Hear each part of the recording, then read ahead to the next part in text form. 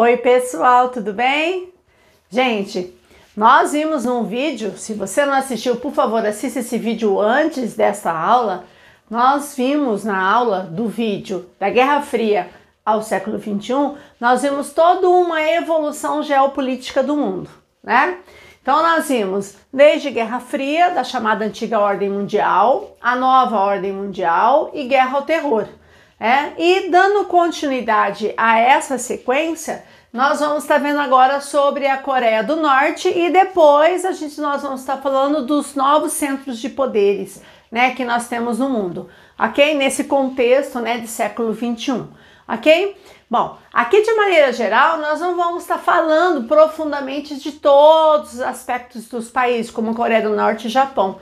Nós vamos estar situando mais o contexto dele nessa questão geopolítica mundial, ok? Então, primeira coisa, pessoal, vamos relembrar. Nós vimos que na antiga ordem mundial, tá? Na chamada Guerra Fria, nós tínhamos dois polos de comando, né? Nós tínhamos, de um lado, Estados Unidos liderando o capitalismo, de outro lado, a antiga União Soviética, que liderava o bloco socialista.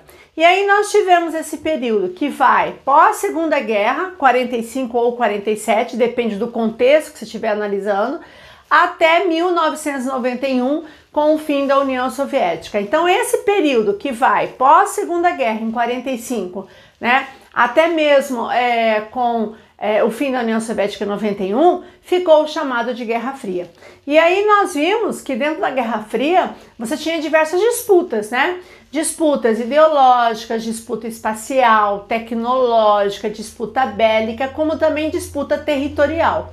E aí várias guerras aconteceram no mundo como consequência dessa disputa. Um desses exemplos foi a divisão das Coreias, né, onde nós temos aqui especificamente a Guerra das Coreias, a Coreia do Norte e a Coreia do Sul. Então, como eu coloquei aqui para vocês aqui, ó, tá? A Coreia do Norte, a divisão das Coreias, ela passa a ser colocada como uma consequência da Guerra Fria. Ou seja, a disputa, né, entre essas duas potências, Estados Unidos e União Soviética, vai levar também à disputa da Península da Coreia, ok? Só uma geral bem rápido para vocês. Eu não sei se vocês sabem o contexto histórico, mas a Península da Coreia, ela foi ocupada desde praticamente do início do século passado pelos japoneses, né?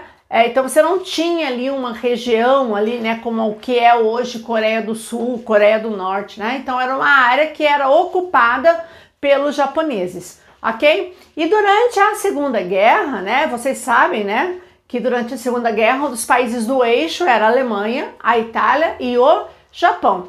E um dos grandes objetivos do Japão na Segunda Guerra era expandir território, era conquistar novas áreas no entorno. Para quê? Para assegurar, né, a produção de matéria-prima, mercado consumidor. Então era ampliar o território japonês, que é um dos grandes problemas que o Japão tem até hoje, a questão de espaço, né? E a Península da Coreia, ela foi efetivamente ocupada por tropas japonesas durante a Segunda Guerra, bem como o norte no caso não o norte sim, né, mas mais o nordeste da China, né, chamada região da Manchúria. Teve uma ocupação chinesa. E o que aconteceu? Durante a Segunda Guerra, não esquecer que Estados Unidos e União Soviética foram aliados na Segunda Guerra, o que aconteceu? Os Estados Unidos, dentro da Península da Coreia, que ele forma uma ponta, né, a Península da Coreia, os Estados Unidos invadem o sul da península e os soviéticos, eles invadem o norte da península contra a ocupação japonesa. Então, na verdade, foi a ocupação japonesa durante a Segunda Guerra que levou à ocupação de tropas no sul dos estados da Coreia, por tropas americanas e ao norte, na Península da Coreia, por tropas soviéticas. Muito bem. Termina a guerra, o Japão perde a guerra, certo? Os japoneses são obrigados a se retirar da península e aí começa a Guerra Fria. E aí começa essa disputa de quem vai administrar o norte versus o sul. E aí o que fica definido, né? A criação do chamado Paralelo 38, né? o paralelo 38, onde o norte da península ficaria sob comando soviético e principalmente chinês, certo? E o sul sobre influência americana. Então, na verdade, se você for ver o início de todo o problema da Península da Coreia, começa desde a Segunda Guerra Mundial com a invasão japonesa na península, ok? O que vai acontecer nesse processo, né? Em 1950, em junho de 1950, aqueles, né, que queriam a expansão do socialismo por toda a península, vai fazer uma movimentação do norte para o sul e vai ter a retaliação, né, do sul, né, em relação ao norte da Coreia. E aí vai desencadear a chamada Guerra das Coreias. A Guerra das Coreias, pessoal, ela começa em junho de 1950 e ela termina, né, depois de ser assinado um acordo, ela termina em julho de 1953, tá? Não esqueça, ó, junho de 1950, nós estamos em 2020, né? Então nós temos 70 anos, tá? 70 anos se completaram da Guerra da Coreia e 67 anos, né, desse armistício, né, desse acordo de paz, né, para cessar o conflito entre as Coreias. Então essa guerra, pessoal, que aconteceu, né, praticamente 3 anos, né, olha lá, de 50 a 53, foi uma guerra civil entre o norte da Coreia versus o sul da Coreia. O norte da Coreia recebeu o apoio mais direto da China. É lógico que teve apoio soviético, mas foi bem menor, teve uma ação mais direta da China. E o sul teve um apoio direto dos Estados Unidos, certo?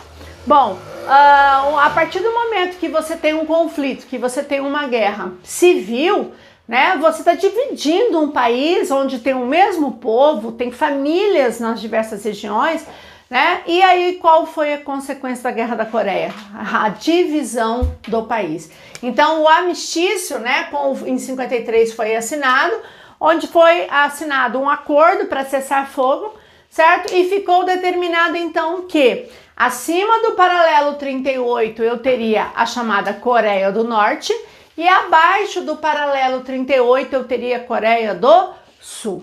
Então, na verdade, quando você fala a Guerra das Coreias, né, que completou aí 70 anos da Guerra das Coreias, ela foi uma consequência dessa disputa entre socialismo e capitalismo nessa região da Ásia, ok? Muito bem, qual a consequência disso? Nós tivemos a divisão em 2 Coreias. A Coreia do Sul, sob influência capitalista, torna-se um dos mais importantes tigres asiáticos, né? Para quem não lembra, o que são os tigres asiáticos, né? São países e regiões, tá, que tiveram um grande investimento japonês pós Segunda Guerra, principalmente japonês, tá? Em desenvolvimento industrial em escala voltada para o mercado externo. E a Coreia do Sul, pessoal, ela recebeu grande investimento não só japonês como norte-americano e se tornou hoje uma das grandes potências. Vocês sabem que a Coreia do Sul é um centro tecnológico hoje de diversos aparelhos, principalmente em relação ao celular, tá? Também é um centro hoje considerado um centro mundial em nível de educação, como um dos melhores níveis de formação educacional, certo? Então, hoje, quando você fala em Seul, né, que é a capital da Coreia do Sul, você está falando de um país com característica totalmente capitalista, né?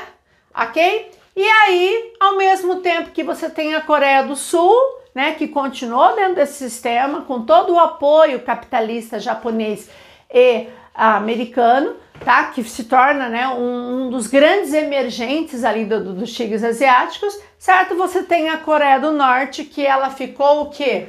Dentro do sistema socialista, ela vai seguir o sistema socialista, né, até mesmo daqueles que os apoiavam, no caso a China e também a antiga União Soviética, só que vai ser um sistema socialista extremamente fechado, ditador, né? E desde que foi dividido as Coreias, tá? A Coreia do Norte, ela é governada pela a chamada dinastia Kim, né? Nós estamos hoje, né, com o presidente Kim Jong-il, nós estamos na terceira sucessão da dinastia Kim. Começa, né, com o primeiro Kim, segundo Jong, né, que é o avô, certo? Que vai governar, no caso, a Coreia do Norte desde 1953, com a criação da Coreia do Norte, 53, 54, até a posse do filho em 94, que esse aqui vai governar de 1994 a 2011, quando ele morre. E o avô do atual presidente vai governar, basicamente, vamos colocar de 53, né, quando vai ser criado a Coreia, até 1994, que é o grande líder, né? Então, todas as festas que tem do aniversário dele e tal, as grandes festas norte-coreanas, justamente para comemorar o aniversário do grande líder, né? O chamado Kim II Jong, tá? Que no caso seria o avô do atual presidente. Muito bem. A partir do momento que eles assumem o governo, eles passam a ter uma relação mais próxima com aqueles, né, que têm uma relação parecida, que seria a China e a antiga União Soviética. Mais especificamente, a aproximação vai ser em relação à China. Então, a China passa a ser a grande influência e o grande parceiro em tudo que a Coreia do Norte precisa, ok? Muito bem.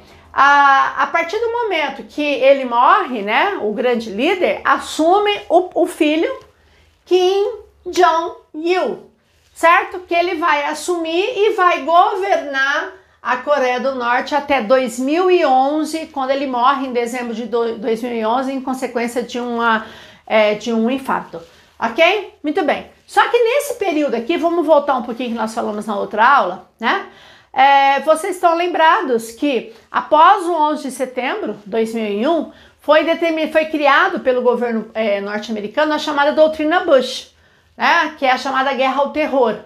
E essa doutrina Bush, em 2002, ele declara o chamado países do eixo do mal, ok? Vocês devem estar lembrados que nós vimos, né, na aula que eu acabei de falar, né, da Guerra Fria ao século XXI, que os países do eixo do mal, segundo o governo norte-americano na época, né, George W. Bush, seriam todos aqueles países que eram governados, né, por pessoas que apoiavam direto ou indiretamente o terrorismo no mundo.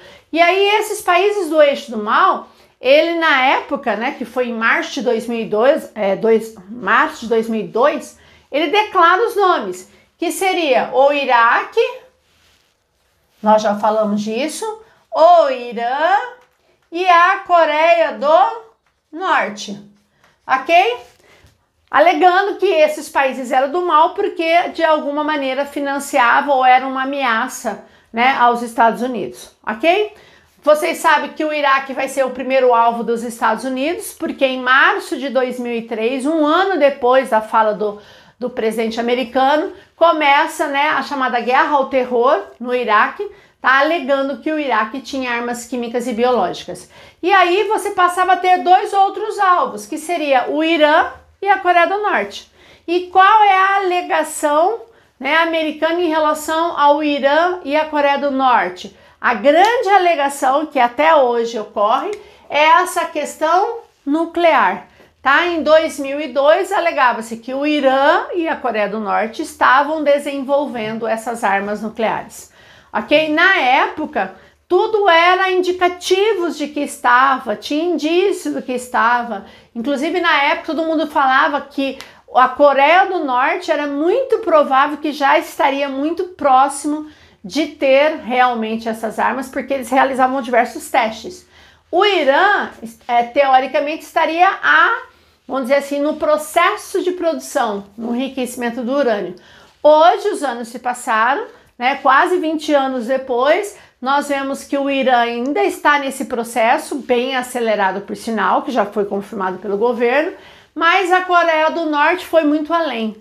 A Coreia do Norte, ela tem esse arsenal nuclear pequeno, mas ela tem. Ela já comprovou que ela tem mísseis de longo alcance, porque não adianta você ter uma bomba se você não tem um míssil, você tem que acoplar essa bomba nesse míssil e esse míssil tem que atingir um alvo, né? Então, segundo os especialistas, a Coreia do Norte já tem, no caso, esses foguetes suficiente para atingir muito próximo ou até mesmo atingir a costa oeste americana. Então, a Coreia do Norte, ela ameaça o mundo, né, com toda essa questão dos testes nucleares e da possibilidade dela ter armas, né, nucleares que poderiam utilizar em algum momento de loucura. Muito bem. Então, quando você fala em Irã, quando você fala em Coreia do Norte, você está falando de armas nucleares, ok? Muito bem. 2011 morre o líder Kim Jong-il e aí assume o filho mais novo, né?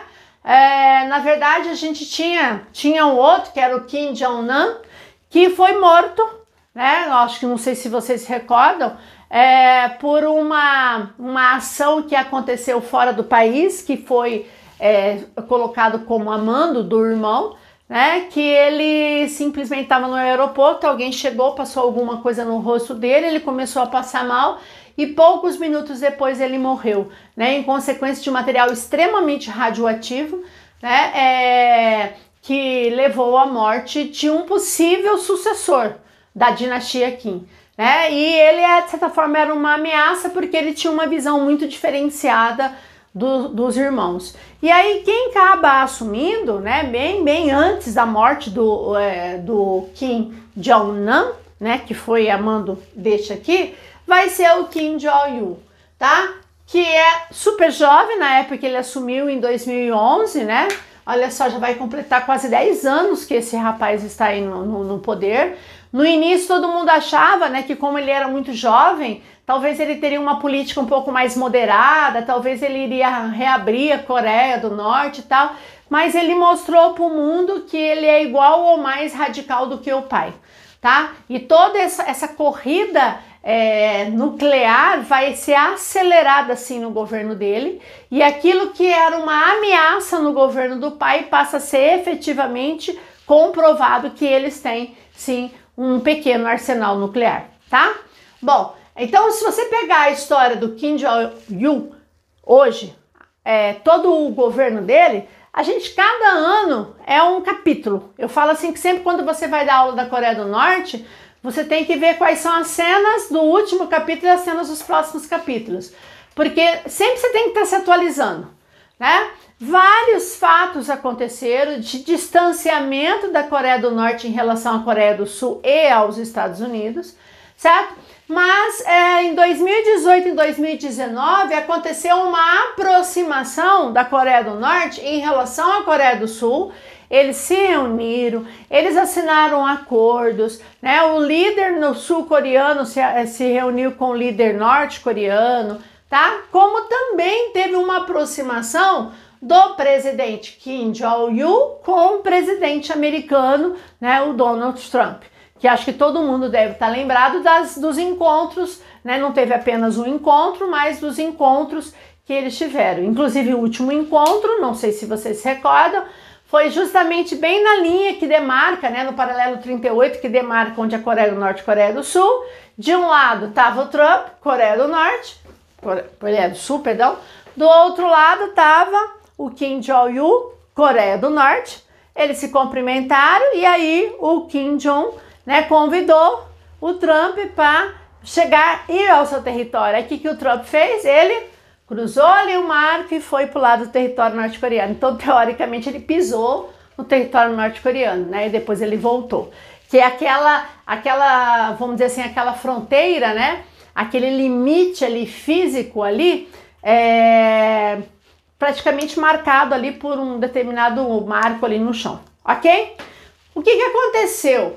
Essa aproximação, tudo estava levando a crer que realmente a Coreia do Norte ia assinar um acordo com os Estados Unidos em relação a essa questão nuclear. Eles estavam se aproximando, Coreia do Norte e Coreia do Sul. Então, aparentemente, fala assim, nossa, as coisas estavam caminhando. 2018, 2019 foi um ano de grande aproximação. E aí, o que aconteceu, galera? Atenção aqui. O que aconteceu em junho desse ano, junho de 2020? O corte das relações diplomáticas da Coreia do Norte com a Coreia do Sul. Cara, o que aconteceu?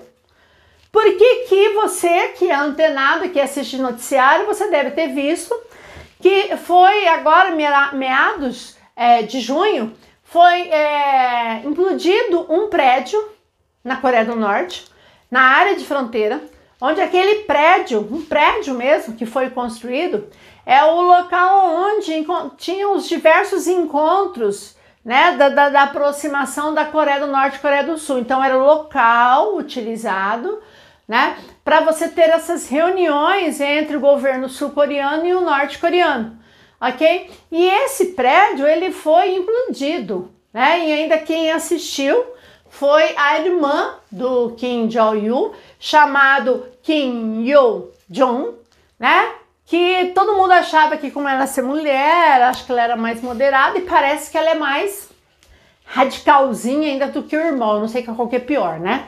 E aí o que aconteceu? Implodiram o prédio, né? Aí você fala assim, gente, mas isso chegaram a explodir o prédio. Isso é um indicador, né, com a explosão desse prédio, que todas as relações com a Coreia do Sul estavam cortadas.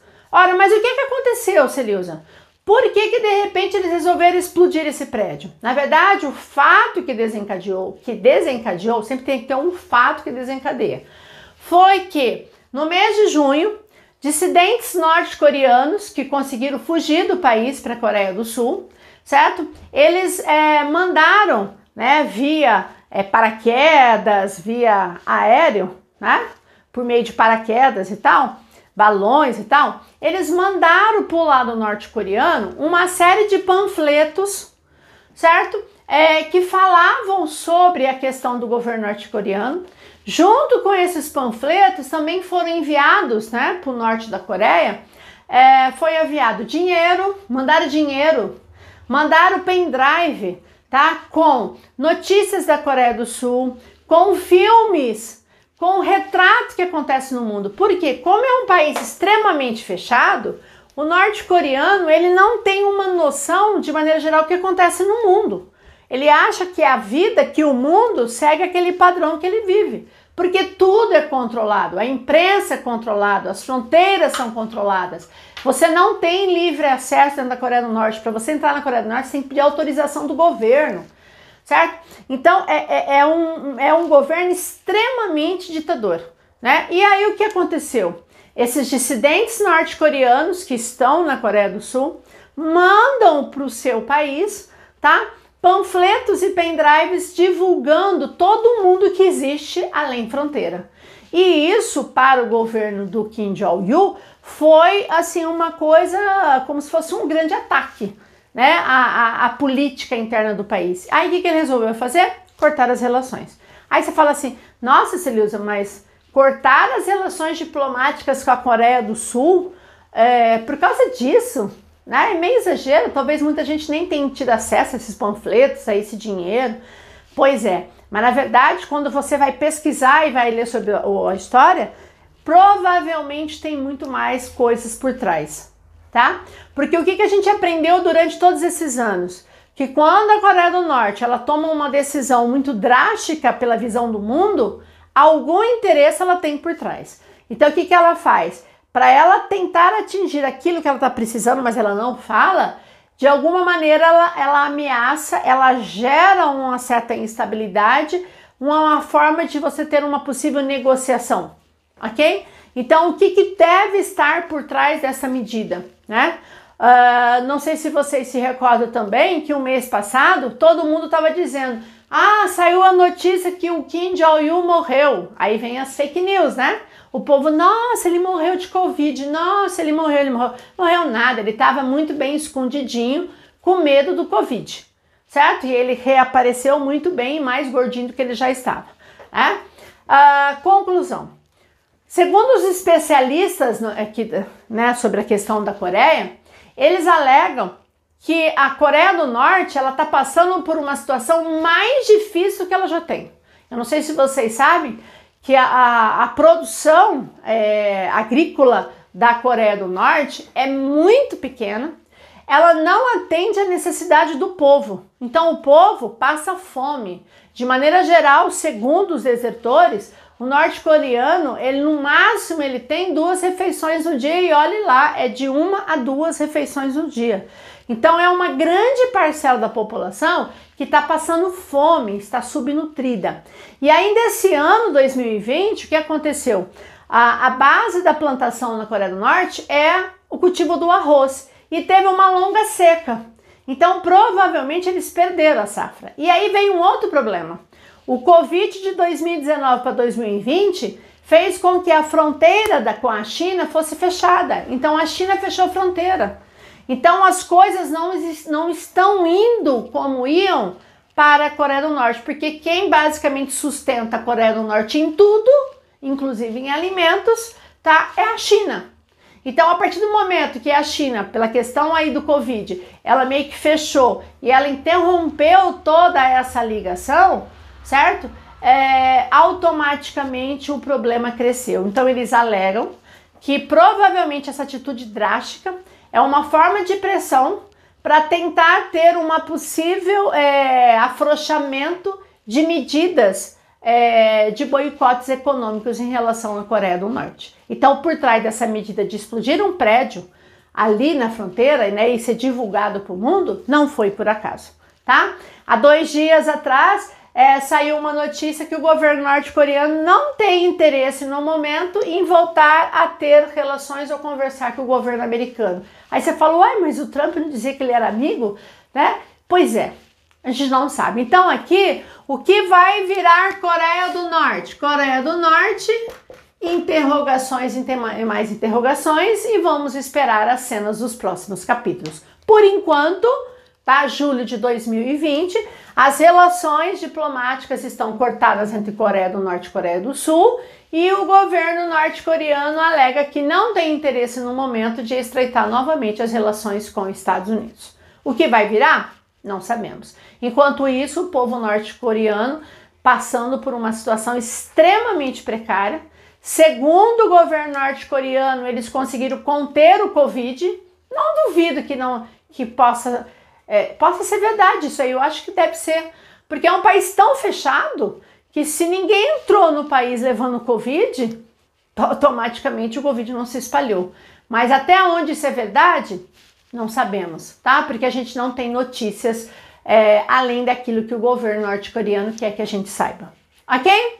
Bom, então a questão da Coreia do Norte, pessoal, é um problema, vamos dizer assim, é uma pedra no sapato de diversos países. E, de certa forma, tudo isso, igual em grande parte que isso acontece, é uma consequência, no caso da Guerra Fria. Outra coisa importante é que nós sabemos que, nesse atual momento de século XXI, nós temos diversos centros de poder, né? Então, nós temos um centro de poder que é a super mega potência. Lembra que nós falamos que nós estamos num mundo unimultipolar? Unipolar, Estados Unidos, grande potência. Multipolar são as diversas potências, né? Os diversos centros de poder. Dentro desse setor de poder, nós percebemos que quem tem o poder são os chamados países do norte. Nós temos uma regionalização no mundo, há muito tempo, na verdade já existe desde a década de 90, que eu divido o mundo em país do norte e país do sul. Mas cuidado com uma coisa, quando eu falo país do norte, eu não estou dizendo que são países necessariamente no hemisfério norte. E a mesma coisa em relação ao sul. Na verdade, quando eu falo países do norte, eu estou falando dos países ricos, e os países do sul, eu estou falando dos países pobres. Certo? Então, o país do norte, estou me referindo aos ricos, e os países do sul, os países pobres. Nós percebemos também que desde a década de 90 para cá, né, no finalzinho do século 20 para o 21, nós percebemos que esses centros de poderes, eles começam a ser agrupados, se agrupam e formam os grupos. Então nós temos um centro extremamente forte e existe desde o final dos anos 80, que é o chamado G7. O que é o G7? O grupo dos 7, tá? O grupo dos 7 seria um grupo formado pelos 7 países mais industrializados do mundo. Ora, quem seriam esses 7 países? Você saberia me dizer? Vamos lá. Quem são os 7 países? Então, na América, nós temos 2. Então, nós temos quem? Estados Unidos e Canadá na América. Ok? Na Europa, nós temos 4 países, né? Que seria Inglaterra, a França, a Itália, a Alemanha.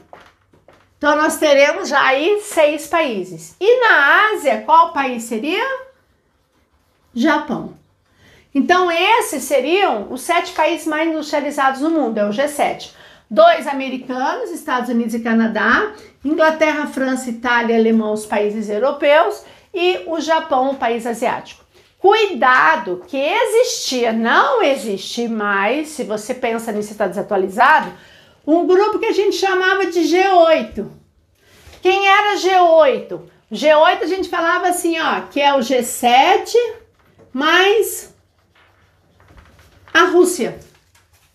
Mas desde 2014, quando teve o problema na Ucrânia, né, movimentos separatistas na Ucrânia, apoiados pelo governo russo, tá? O Ocidente meio que liderado, no caso, por os países do G7, de certa forma, suspenderam a participação da Rússia no grupo. Então era o G7 mais a Rússia, que a gente chamava de G8.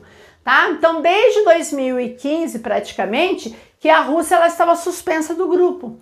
E ela diz, afirmando claramente, que ela não tem interesse em voltar a participar do G8. Tá? Então, a gente diz que hoje, G8, ele está fora dos planos. Até então, não existe mais G8. É só G7. Voltou a ser chamado G7. Tá? E a Rússia, ela fala que no momento ela tem interesse apenas em continuar no grupo do chamado G20. Então, falar em G8, pessoal, se você lê uma questão de G8 e tal, é uma questão que ela provavelmente ela deve ter sido feita até 2014, 2015, certo? Porque praticamente nesses últimos 5 anos aí, o G8 foi esfacelando e hoje não tem mais, tá? Se um dia vai voltar, não sabemos. E aí, hoje, é mais formado, hoje, o grupo que existe mais forte é o chamado G20. O que é o grupo dos 20? Na verdade, seria o grupo das 20 maiores economias do mundo, onde essas 20 maiores economias, eu teria os países mais ricos, que são os países que fazem parte do país do norte, mais os principais emergentes. Não esqueça que um país emergente é um país pobre, mas é um país que tem um acelerado desenvolvimento industrial, né? Então, o país emergente é aquele que está em transição do subdesenvolvido para o desenvolvido, está no meio do caminho. Exemplo, Brasil, certo? Então, quando você fala o grupo do G20, você tem que lembrar que são as 20 maiores economias, estariam os países mais ricos do mundo, tá? E nós temos os principais emergentes. Entraria no caso Brasil, México, África do Sul. A gente teria emergentes do Oriente Médio, como a Arábia Saudita, entra a Turquia, os tigres asiáticos, tá? A Argentina, né? Que são considerados como os grandes emergentes aí que participam desse grupo, ok? Dentro desse grupo, ou do G7 ou do G20, nós temos quem? Nós temos a presença do Japão. Japão, pessoal, ele passa a ser um centro de poder. Um centro de poder. Então, ó, centro de poder 1, Japão, tá? Lembra da superpotência, no caso, os Estados Unidos. Multipolaridade. Então, eu tenho um centro de poder desse mundo multipolar. Japão, 1. Aí, o centro de poder 2, o bloco europeu. O centro de poder 3, né, seriam os emergentes, com destaque para a China. Ok? Essa sequência que a gente vai estar vendo. Então, no caso, pessoal, quando eu falo de Japão, o que todo mundo lembra hoje, né? Toda vez que você fala em Japão, você pensa num país rico, um país do norte, um país rico, um país membro do G7, um país membro do G20, um país que tem uma excelente qualidade de vida, né? Um país desenvolvido, alta tecnologia, né? Tudo isso você pensa e tá perfeito, corretíssimo. Porém, cuidado, sempre foi assim? Não. Aí veio a minha pergunta. Se sempre fosse assim, por que que em 1908, há mais de 100 anos atrás, muitos japoneses emigraram? Nós já vimos isso, emigraram. Muitos japoneses saíram do seu país.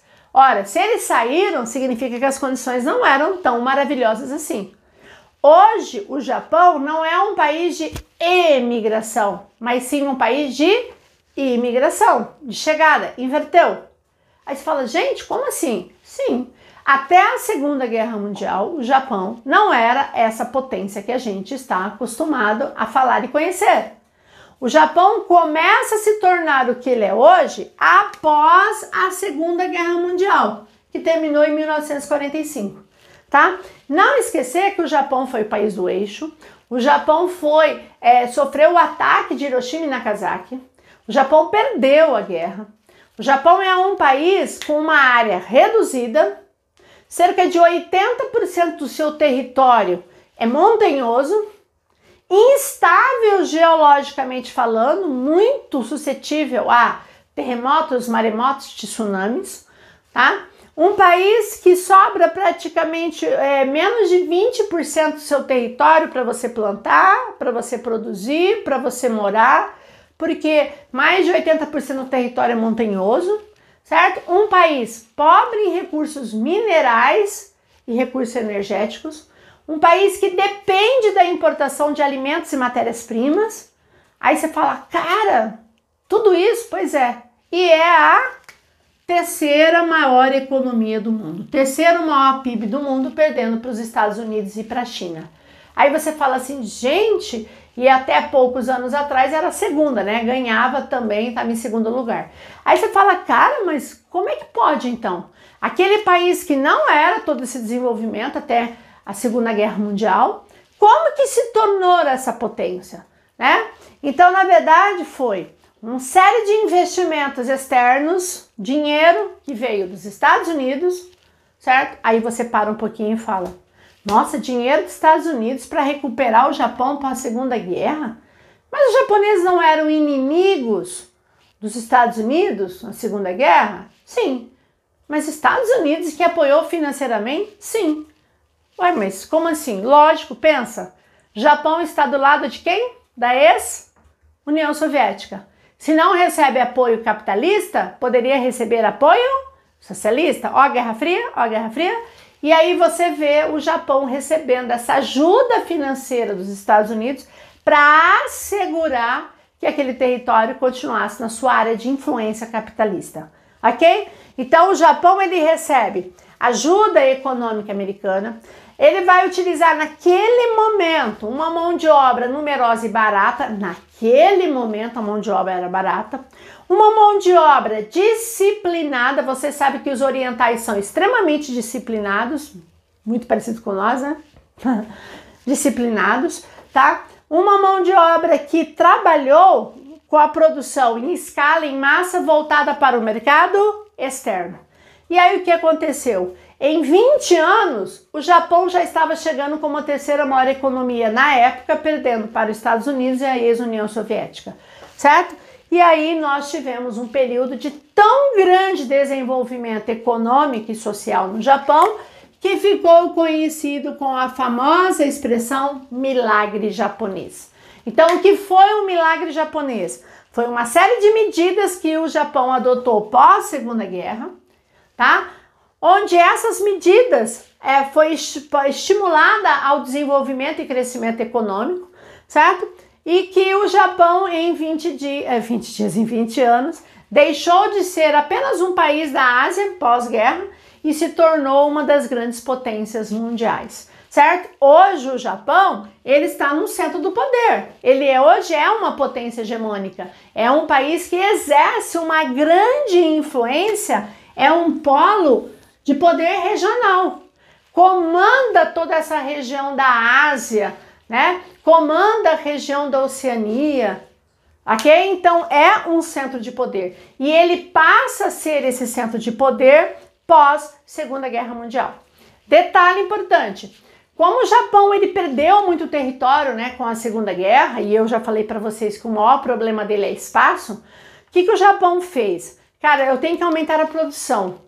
Eu tenho que expandir a minha produção e a minha influência. Mas eu não posso conquistar territórios, porque eu perdi a guerra. Então, o que eu vou fazer? Eu vou começar a investir em regiões no entorno, onde essas regiões vão receber capital japonês, tecnologia japonesa, tá? Vão trabalhar e se tornar grandes polos produtores e exportadores mundiais. E aí surge nos anos 60 os tigres asiáticos, certo? Como Coreia do Sul, né? Hong Kong, Singapura, Malásia, Taiwan, né? Taiwan, a China capitalista, aí os novos tigres que existem hoje, como Malásia, Indonésia, Filipinas, Vietnã, tá? Então os tigres asiáticos, na verdade, ele inicia com o projeto de uma expansão econômica e de uma influência de poder na região criado pelo japonês e lógico que teve uma participação norte-americana, ok? Gente, hoje, quem é Japão hoje, né? É um país que eu admiro muito por toda a escassez de tudo, a escassez de recurso, a escassez de espaço, a falta de uma série de coisas, eles conseguem, de maneira geral, atender muito bem a necessidade da população. Tanto é que pós Segunda Guerra, o Japão teve um grande crescimento não só econômico como social, né? Uma população com excelente qualidade de vida, um padrão de vida extremamente alto. Mas tem problemas, como qualquer país. Dentro dos problemas, dentro dos grandes desafios, né, que o Japão tem, é isso aqui, ó. Envelhecimento da população. A população japonesa, na verdade, a mulher japonesa é a pessoa que mais vive no mundo. Esse envelhecimento da população gera um grande problema. Porque se a população envelhece e a natalidade não repõe essa população, você vai ter falta de quê? De população economicamente ativa.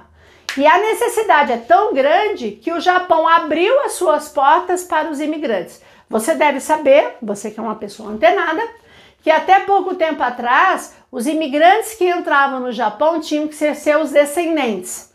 Então, por exemplo, o brasileiro quer ir para o Japão. Deveria ser ou um descendente japonês, aqui que vive no Brasil, né, um brasileiro descendente japonês, ou que tenha casado e tal. Hoje o Japão liberou a entrada de qualquer imigrante para o seu país. Não precisa ser necessariamente mais descendente. Por quê? Porque eles precisam de população economicamente ativa, porque é um país extremamente envelhecido. E eles precisam produzir, né? Mas não tem mão de obra. E aí eles incentivam e muito hoje a entrada dos imigrantes. Fora disso, um grande desafio é como reduzir o seu endividamento público. É um dos países que mais tem uma dívida interna. Então esses desafios que o Japão tem passado nos últimos anos prova que também, apesar de ser um grande centro de poder hoje, também tem problemas. Né? Como esse envelhecimento, a necessidade de eu renovar essa população ativa e esse endividamento público, ou seja, é um país que tem uma dívida interna muito grande e isso tem que ser resolvido, ok? Então não esqueça, Japão é um centro de poder, sim, um centro de poder na Ásia que disputa essa área de influência com outro centro de poder, né, no caso da China. Ok? Então a gente termina aqui, finaliza, né, onde a gente fez essa relação desde consequência de Guerra Fria até já, na verdade, uma das potências hoje, né, do século XXI, e a gente retorna na próxima aula, ok, gente? Então, ó, beijo pra vocês e a gente se vê depois, ok? Tchau, tchau!